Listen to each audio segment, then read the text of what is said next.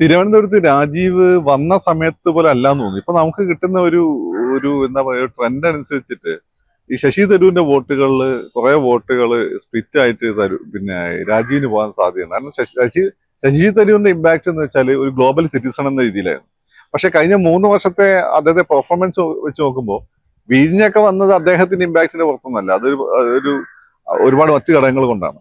അതിൽ അദ്ദേഹം അവിടെ ആ സമയത്ത് ഇവിടെ ഉണ്ടായിരുന്നു എന്ന് മാത്രമേ ഉള്ളൂ. അതായത് ആപ്പിൾ വീണപ്പോൾ നിങ്ങൾ ആ സ്ഥലത്ത് ഉണ്ടായിരുന്നു എന്ന് പറയുന്ന പോലെ നമ്മൾ പ്രതീക്ഷിച്ചൊരു ഇമ്പാക്ട് ശശി തരൂരിന്റെ ഭാഗത്ത് MP എന്ന രീതിയിൽ തിരുവനന്തപുരത്ത് ഉണ്ടായിട്ടില്ല. അപ്പം അദ്ദേഹം കുറച്ച് റൊമാൻറ്റിസൈസ് ചെയ്ത് കാര്യങ്ങൾ കാണുക, ഒരുപാട് സംസാരിക്കുകയും ചെയ്യുന്ന ഒരാളാണ്. പക്ഷെ രാജീവ് നേരെ ഓപ്പോസിറ്റ് ആണ്. അദ്ദേഹം അധികം കുറച്ച് സംസാരിക്കുകയും കൂടുതൽ കാര്യങ്ങൾ ചെയ്ത് ജീവിതത്തിൽ കാണിച്ചിട്ടുള്ള ഒരാളാണ്. അപ്പം രാജീവിന്റെ ആ ട്രാക്ക് റെക്കോർഡിന് അനുകൂലമായിട്ട് ഒരുപക്ഷെ തിരുവനന്തപുരത്ത് ശശി തരൂരിന് വോട്ട് ചെയ്ത ആളുകളുടെ മനസ്സ് മാറാനൊരു സാധ്യതയുണ്ട്. പിന്നെ ഇപ്പം പുലിമൂട്ട് പോലെ ഈ BJP എവിടെ തോൽപ്പിക്കുന്നത് തീരദേശത്തെ 3 മണ്ഡലങ്ങളാണ്: നെയ്യാറ്റിൻകര, പാറശാല, കോവളം. അവിടെ വലിയൊരു പ്രശ്നമായിരുന്നു ഈ പുലിമുട്ട് നിർമ്മാണമായിട്ട് ബന്ധപ്പെട്ട പ്രശ്നം. അത് പരിഹരിക്കാനുള്ള ഗവൺമെന്റ് ഓർഡർ രാജീവ് മേടിക്കുകയുണ്ടായി. അപ്പൊ അത് അവിടെ ഒരു ഗുഡ്വിൽ ഉണ്ടാക്കാൻ സാധ്യതയുണ്ട്. പിന്നെ ഇലക്ഷനാണ്, ഏതൊക്കെ രീതിയിലാണ് ഫിക്സിങ് നടക്കുക എന്ന് നമുക്കറിയില്ല. കാരണം after all it's power politics, അതിൽ മണിയൊക്കെ എല്ലാം ഇൻവോൾവ് ആവും. പിന്നെ വേറൊരു പ്രധാനപ്പെട്ട ഫാക്ടർ എന്ന് വെച്ചാല് ഇപ്പം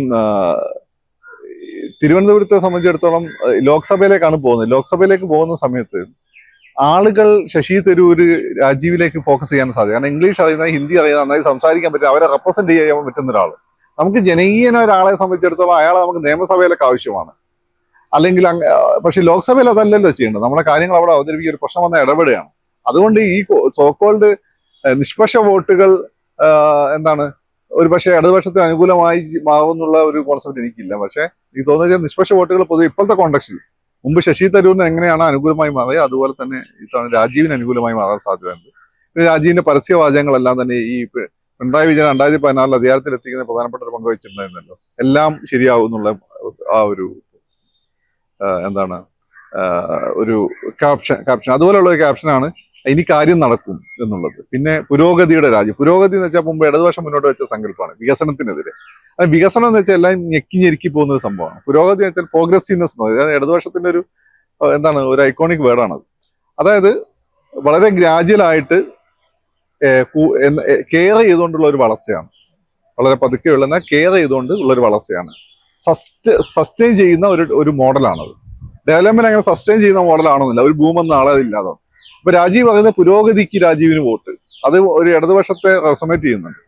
രണ്ടാമത്തെ കാര്യം രാജീവ് മാറ്റങ്ങൾക്കായി രാജീവ്, അങ്ങനെയൊക്കെയുള്ള ക്യാപ്ഷൻ. രാജീവ് എന്ന് പറയുന്നത് നമ്മൾ വിചാരിക്കും രാജീവ് ഗാന്ധിയാണ് നമ്മളെ മനസ്സിൽ വരിക. ഇവിടെ IT റവല്യൂഷൻ കൊണ്ടുവന്നത് രാജീവ് ഗാന്ധിയാണ്. അപ്പൊ ആ രീതിയിൽ നല്ലൊരു ടീം രാജീവിന് വേണ്ടി വർക്ക് ചെയ്യുന്നുണ്ട്. അത് മിഡിൽ ക്ലാസിന്റെ ഒരു ഭാവുകത്വത്തെ അത് സ്വാധീനിക്കാൻ സാധ്യതയുണ്ട്. പക്ഷെ പ്രോബ്ലം കിടക്കുന്നത് ഈ BJP-ക്കാർ എത്ര ആത്മാർത്ഥമായി വർക്ക് ചെയ്യുന്നുള്ളതാണ്. ഞാൻ കേട്ടിട്ടുള്ളതെന്ന് വെച്ചാൽ ഇവിടെയുള്ള BJP-ക്കാരിൽ നല്ലൊരു പങ്കും ലീഡർഷിപ്പ് നല്ലൊരു പങ്കും ഈ പറയുന്ന ആറ്റിങ്ങലിലേക്ക് പോയി അവരെ മുരളീധരന് വേണ്ടി വർക്ക് ചെയ്യാണ്. കാരണം മുരളീധരൻ അവരുടെ നേതാവാണ്, ആറ്റിങ്ങൽ തിരുവനന്തപുരം ജില്ലയുടെ ഭാഗമാണ്.